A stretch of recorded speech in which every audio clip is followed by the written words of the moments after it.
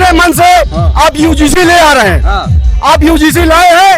आने वाला 27 यही ब्राह्मण समाज आपको बताएगा।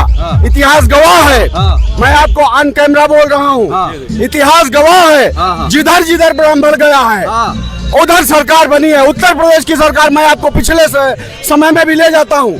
2007 में बहन मायावती जी को विश्वास नहीं था कि हम पूर्ण बहुमत में आएंगे। ब्राह्मण पूरी तरह से बीएसपी में गया और बहन मायावती की पूरी सरकार बनी। उसके बाद 2012 में मुलायम सिंह को, अखिलेश सिंह को भी विश्वास नहीं था। 2012 में ब्राह्मण पूरी तरह से सभा में गया और इन लोगों से नाराज होकर के और सभा की सरकार बनी। इसके बाद 2017 में सभा से नाराज होकर के भारतीय जनता पार्टी में ब्राह्मण गया और भारतीय जनता पार्टी की सरकार बनी। और 2027 में ये तय है, पूरा का पूरा सवर्ण समाज आपसे नाराज है। और 2027 में आप जिनके लिए यूजीसी लाए हैं वही आपको गद्दी पर बैठा दे। तो ब्राह्मण समाज और सवर्ण समाज अगर आपको गद्दी से बाहर न कर दे, बेदखल न कर दे, तो आप देखिएगा सवर्ण समाज आपको 95% वोट सवर्ण समाज भारतीय जनता पार्टी को देता था। लेकिन यही भारतीय जनता पार्टी यूजीसी को ला करके हमारे बच्चों का भविष्य गड़बड़ा रही है, हमारे बच्चों के को हायर एजुकेशन नहीं लेने दे रही है। और इन्होंने यूजीसी जैसा कानून लाया, क्या ये अंधे थे? इनको पता नहीं था? ये शासन में सत्ता में बैठे हुए हैं, इनको पता नहीं है यूजीसी में क्या लिखा हुआ है?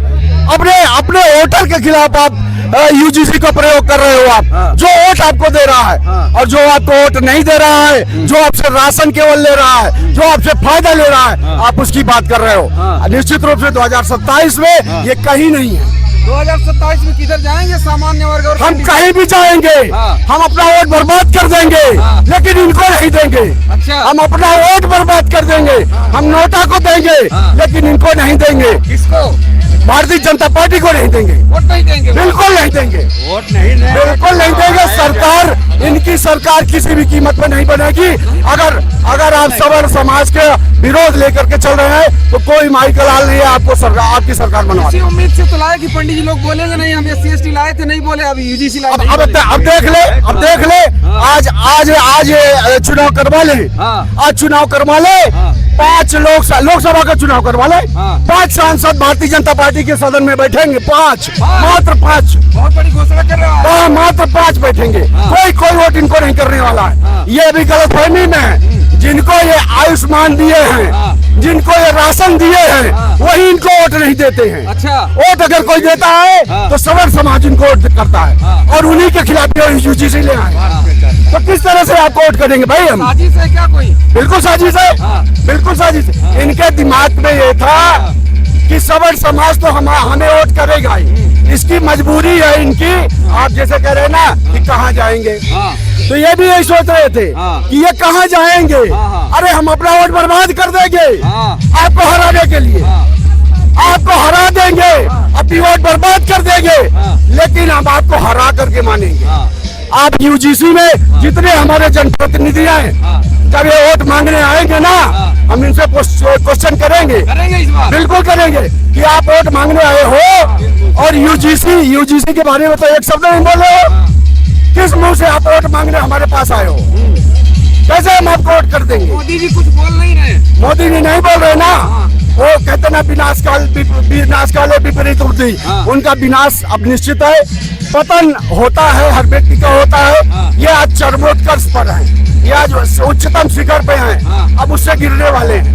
आप लोग बोल रहे थे हर हर मोदी, घर घर मोदी। ये हमारी गलतफहमी थी।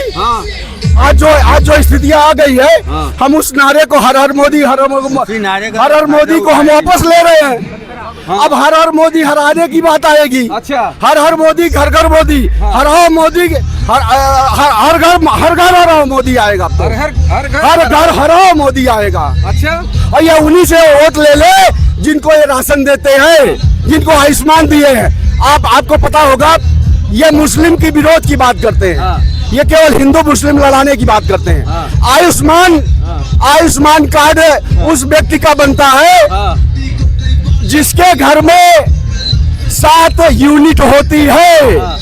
आयुष्मान कार्ड उस व्यक्ति का बनता है जिस व्यक्ति के घर में परिवार में 7 यूनिट होती है, आप बता दीजिए कि सवर्ण के घर में 7 लोग हैं, मियाँ बीवी 2 बच्चे, 7 कौन है?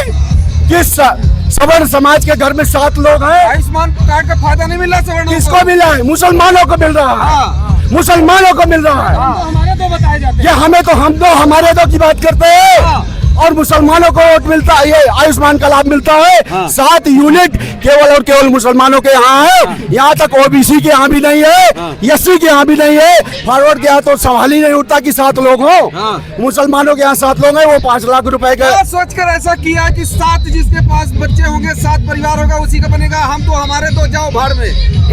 इनका दसल में होता ना क्या, कहते हैं ना कि विनाश काले विपरीत बुद्धि, तो इनका विनाश अब तय है। तो तय है इसीलिए तो ये भारतीय जनता पार्टी का, मोदी जी का सभी का इनका हाँ बसपा शुरू हो गई है।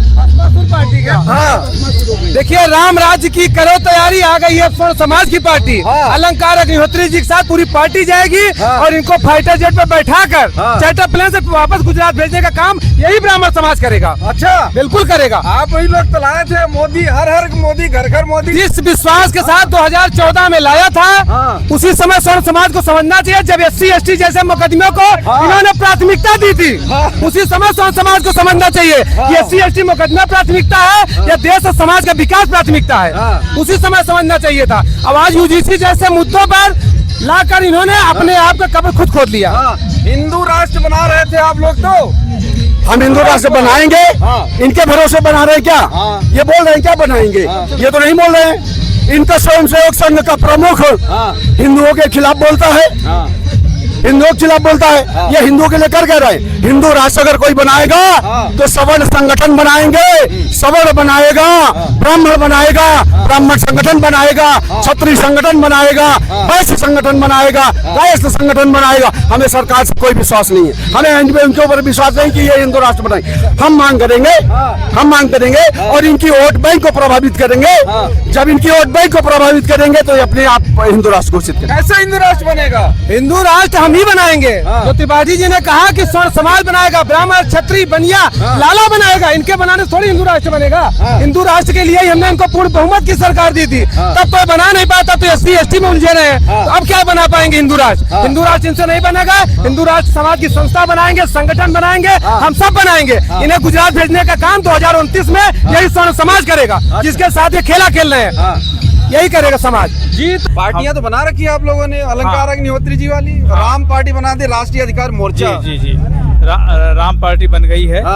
उस राम पार्टी में अभी उसका बहुत ज्यादा अस्तित्व नहीं है, लेकिन ये ब्राह्मण टूट के छोटे छोटे टुकड़े में अगर उसमें जाएंगे तो ये भाजपा के लिए घातक होगा और इनकी स्थिति कमजोर होगी। राम पार्टी से भाजपा को नुकसान है कि नहीं है? बिल्कुल नुकसान होगा। या फायदा है? नहीं, फायदा नहीं है, नुकसान होगा। किसको फायदा है सर? फायदा तो अन्य जो छोटी पार्टियां हैं, बसपा, सपा, इनको फायदा होगा, क्योंकि राम पार्टी तत्काल जो है पूर्ण बहुमत में आएगी नहीं। ये कुछ वोट पाएगी, काटेगी, और ये काटने के बाद छोटी पार्टियों से जुड़ करके। सर, ये पंडित जी लोग इकट्ठा हो पाएंगे कभी? सरकार ने ऐसी परिस्थिति पैदा कर दिया है कि इकट्ठा होना पड़ेगा, और इस पर शुरुआत हो गई है। हाँ, धीरे। कहाँ से हुई शुरुआत? शुरुआत तो देश के अंदर जो है वो ब्राह्मणों से ही हुई है। हो गई है, बिल्कुल हो गई है। 2027 में क्या होगा सर? 2027 में बीजेपी हारेगी, बाकी कोई भी जीत जाए उससे मतलब नहीं है। बीजेपी को हारेगी? बिल्कुल हारेगी। कैसे हारेगी सर? यूजीसी का आना, इनकी उल्टी गिनती शुरू हो जाना होना था। अच्छा, यूजीसी जो ये लोग ला रहे हैं, उसी कारण इनकी उल्टी गिनती शुरू हो जाएगी। अच्छा जी, सबका साथ तो सबका विकास बोलने वाली, सबका साथ सबका विकास लेके नहीं चल रही सरकार, इनकी उल्टी गिनती शुरू हो गई। मोदी जी तो कह रहे हैं सबका साथ सबका विकास, लेकिन जो यूजीसी के लिए, SC ST के लिए उन्होंने कानून बनाया है, ये समाज के लिए बहुत ही घातक है।